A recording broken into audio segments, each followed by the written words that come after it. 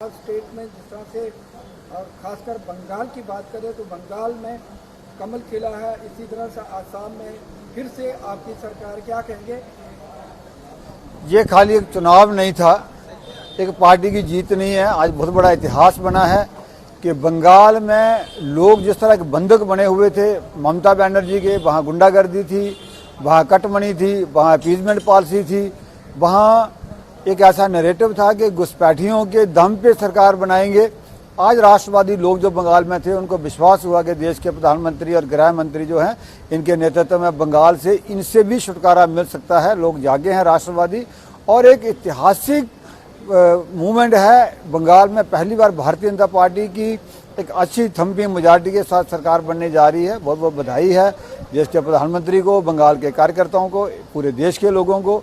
जो सबका साथ, सबका विकास और सबका साथ की बात, जो नेशन फर्स्ट पार्टी सेकंड और सेल्फ लास्ट का जो नारा है वो बंगाल के लोगों ने सचमुच अपनाया है।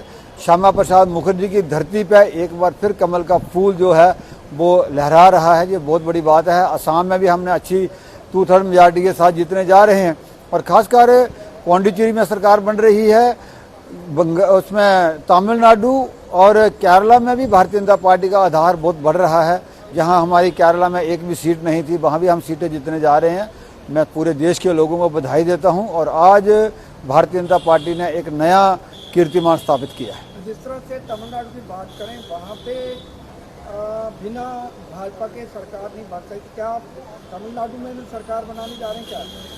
मुझे लगता है कि वो तो पार्टी केंद्रीय नेतृत्व ही फैसला करेगा, पर मुझे लगता है जहाँ पे इस बार कुछ भागीदारी भारतीय जनता पार्टी भी हो सकती है तमिलनाडु में।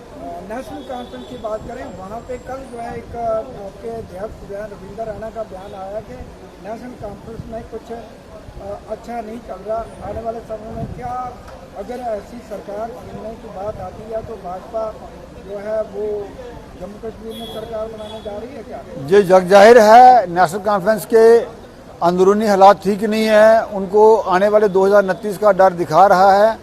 अभी आपने इलेक्शन हुई तो देख लिया, दोनों सीटें उन्होंने हारी थी, और आने वाले चुनाव में 2029 का जो असेंबली का चुनाव होगा, मुझे लगता है कि उसमें भी लोग ऐसा ही फैसला देंगे और भारतीय जनता पार्टी की सरकार जम्मू कश्मीर में एक बार फिर बनेगी। उमर सरकार का एक ट्वीट आया जो बहुत ही बड़ा निंदनीय है। जिस तरह से उन्होंने ट्वीट किया है, हेल का कोई इस्तेमाल किया, लफ्ज का परेशान हैं, वो भी बंगाल की राह पे चलना चाहते हैं, और उनको पता है कि देश की जनता वो बर्दाश्त नहीं करेगी। वो एक बड़े अपने आप में बड़े एक डिस्ट्रैक्ट हुए हैं। उनको लगता है कि हमारी जो आइडियोलॉजी है, जो हमारी अपीजमेंट की पॉलिसी है वो नहीं चलेगी। तो उनको दुख तो हुआ है ममता की हारने का। कल इनकी अपनी बारी भी आने वाली है, तो उनकी व्यथा समझ सकते हैं। काफ़ी मेहनत की भाजपा ने, जहाँ जम्मू कश्मीर के नेताओं और कार्यकर्ताओं ने जाके 5 स्टेट में जाकर जो है मेहनत की, क्या उसी का फल है कि आज भाजपा की तकरीबन? नहीं, भारतीय जनता पार्टी का कार्यकर्ता लगातार काम करता रहता था। भारतीय जनता पार्टी ने असम और बंगाल में 5 प्रदेशों में खाली चुनाव के लिए काम नहीं किया, लगातार ग्राउंड पे था। ठीक है कि व्यवस्था के लिए कुछ कार्यकर्ता गए थे, पूरे देश में देश से जाते हैं। जब हमारे चुनाव होते हैं तो बाहर से भी आते हैं। भारतीय जनता पार्टी का मैकेनिज्म है एक ऐसा, उनका भी रोल है।